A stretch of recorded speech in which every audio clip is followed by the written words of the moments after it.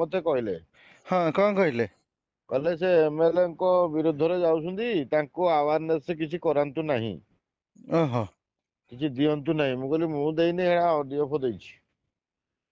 ଏ, ନା ନାଇଁ ନା, ଆମ ସେ ପଟ ଏରିଆକୁ ଆସିବେନି, ସେ ଏମଏଲଏ କୁ ଟିକେ ତାଙ୍କର ମନାନ୍ତର ଘଟିଛି, ସେ କଣ ଏମଏଲଏ ମୋର କୁ ମନାନ୍ତର ଘଟିନି। ଏଇ ଯୋଉ ଗଛ କାଟିକିରି ଲଣ୍ଡା କରିଦେଇଛନ୍ତି, ମୁଁ ସେଟା କହିଛି। ମନାନ୍ତର କଣ ତା ଆମର ଦେଖା ହେଇଛି ନା କଣ ହେଇଛି ନା କଣ ହେଇଛି?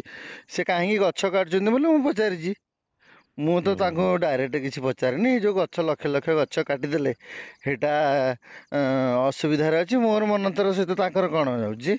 ହଁ ହେଇଟା ମତେ କହିଲେ କି ଯେ, ମୁଁ କଥା? କହିଲି ଟିକେ ମୁଁ ନାଇଁ ହେପଟ ଏରିଆରେ ଶୁଣନ୍ତୁ, ହେପଟ ଏରିଆକୁ ଯେତେବେଳେ ଯିବେ ଆୱାରନେସ କରିବା ପାଇଁ ଲୋକ, ବର୍ତ୍ତମାନ ଛତା ଯୁଆଡେ ବର୍ଷା ସିଆଡେ ହୁଁ ହେଲା, ହୁଁ ଆମେ ସେମାନଙ୍କୁ ବାଲାନ୍ସ କରିକି ଚାଲିବା କଥା। ହୁଁ। ଏଇଟା ଟିକେ ଅସୁବିଧା ଅଛି ବୋଲି ମତେ ଏମଏଲଏ କହିନାହାନ୍ତି ମ। ଏଇ ଏମଏଲଏ ତାଙ୍କର କେମିତି କହିବେ ଏଗୁଡାକ ଫାଲତୁ କଥାରେ ହଁ ସେ ମୁଣ୍ଡ ଖେଳାଇବେ କି? ହଁ ଆଉ ହଁ ମାନେ କଣ ଆମକୁ କହିବେ ଅବଜେକ୍ସନ? ଆମ ନାଁରେ କଣ ଆସିବ ଅବଜେକ୍ସନ? ସିଏ ଯୋଉ ଗଛ କାଟିକିରି ଗରେଇ ଦେଇଛନ୍ତି ଛେଣ୍ଡିପଦା ଅଞ୍ଚଳରେ। ହୁଁ। ହଁ ତାକୁ ତ ସମସ୍ତେ କହୁଛନ୍ତି, ଆମେ କଣ କହିବୁ? ଯେ ଯେତେକ ତ ସୋସିଆଲ ୱାର୍କର ସମସ୍ତେ ଲେଖିଛନ୍ତି, ଆମେ ଇଏ ହିସାବରେ କହିବୁନୁ କି? ଆମେ ଆମର ହଁ ଫେସବୁକ ରେ କହିଲୁ, ତାଙ୍କୁ କଣ ଡାଇରେକ୍ଟ ଯାଇ କହିଲୁ କି? ହଁ ହଁ ନାଇଁ ସେ ସେଇ କଥା ମତେ ଟିକେ କହିଲେ ଯେ, କହିଲେ ସେ ଆମ ଅଭିଯୋଗରେ ଯାଉଛନ୍ତି, ତାଙ୍କୁ କାମ ଫାମ କିଛି ଦିଅନ୍ତୁନି, ସେ ଆୱାରନେସ ନ କରନ୍ତୁ। ହଁ ମୁଁ କହିଲି ଆମେ ନାଇଁ ନା କରିବୁନୁ, ସିଏ ଆୱାରନେସ ଏଇଟା କହିଲେ କଣ ହବ। ଆମେ ମନା କରିବୁ?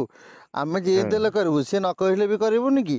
ହଁ ଆମକୁ ହଁ କାମ ନ ମିଳିଲେ ସାରେ, ଆମକୁ କାମ ଟିକେ ହଁ ନ ମିଳିଲେ ବି ଆମେ କରିବୁନୁ। ହଁ ହଁ ସେନା ହଁ ଛେଣ୍ଡିପଦାରେ ଯୋଉ ଜରପଡା ରେଞ୍ଜରେ କରିବୁନୁ, ପୁଣି ଅନୁଗୁଳ ରେଞ୍ଜ କରିବୁନୁ, ସିଏ କଣ କରିବେ ହଁ ଆମର? ହଁ ସିଏ ଫାଲତୁ କଥା, ଏଗୁଡାକ ଆପଣ ଶୁଣନ୍ତୁନି। ମୁଁ ସିଧା ଯାଇକିରି କିଏ ଏମଏଲଏ ତ କହୁନି, ଆଉ କିଏ ହଁ ବାହାର ଲୋକ କହିଲେ କା? ଏଇ ଲୋକ ମତେ କହିଲେ ଟିକେ ହୁଁ ବାରିପଦାରୁ। ହୁଁ ହଁ ମ ମୁଁ ଜାଣିଲି, ସେ ଯୋଉ ଲୋକଟି ବସିଥିଲା ସେଇଦିନ ଯୋଉ ଯାଇଥିଲେ, ହଁ ହେଇ ଇଏ ବୋଧେ ବସ କହିଛନ୍ତି ଯାଇକି ହଁ। ଇଏ ବୋଧେ ଯାଇ କହିଛନ୍ତି, ହୁଁ ବାରିପଦାରୁ ଯୋଉ ଆସିକି ଥିଲେ, ସେ କହିଛନ୍ତି ନା ସେ ଚିନ୍ମୟୀ ଯାଉଛି ଆୱାରନେସ ରେ, ସେ ରେଞ୍ଜର ଡାକୁଛନ୍ତି। ଆଉ ଆୱାରନେସ ତାଙ୍କୁ ଟିକେ ତା ଭିତରେ ଭର୍ତ୍ତି କରିବେନି। ମୁଁ କହିଲି କିରେ ମୁଁ କଣ ଭର୍ତ୍ତି ହୁଁ କରିବି ବୋଲି, ସେ ତାଙ୍କ ଗଭର୍ଣ୍ଣମେଣ୍ଟ ତ ଦେଲାଣି, ଅର୍ଡର ଦେଇ ସାରିଲାଣି ତାଙ୍କୁ ଗଭର୍ଣ୍ଣମେଣ୍ଟ ହେଇସାରିଲାଣି, ହୁଁ ସେମାନେ ଆୱାରନେସ କରିବେ ବୋଲି, ଆଉ ମୁଁ କଣ ଦେବିନି?